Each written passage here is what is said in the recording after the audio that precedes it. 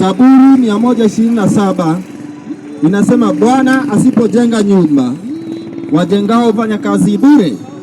Bwana asipoulinda mji, walinzi wakesha bure. Mnajisumbua bure, kuamka mapema na kuchelewa kulala, mkitaabika chakula, kwa maana yeye huwapa usingizi wapenzi wake.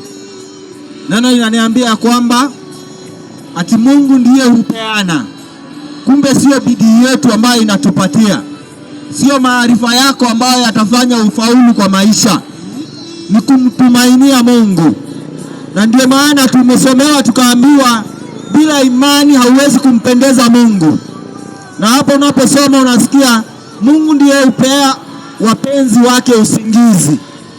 Wapenzi ni wale watu wamempendeza, ni wale watu wamekuwa na imani kwake ikampendeza. Kwa kuwa tumeambiwa huwezi mpendeza Mungu bila imani. Kwa hivyo unapokuwa na imani kwa Mungu, na Mungu anapoadhiri maisha yako, anapofanya uishi vile anataka, anakupea lifestyle yake. Hii dunia ulikuja bila kitu.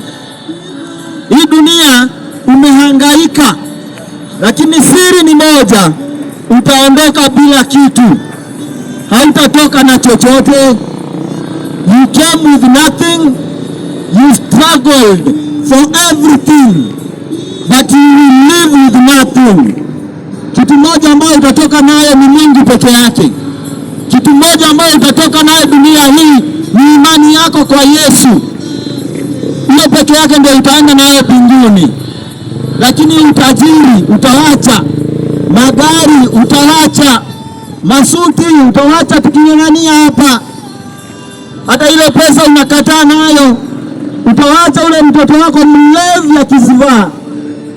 Kwa hivyo fikiria sana, unawekeza wapi? Unawekeza kwa nani? Wekeza kwa Yesu. Ni kwa Yesu pekee kuna tumaini. Ni kwa Yesu pekee utavuna baada ya hii maisha.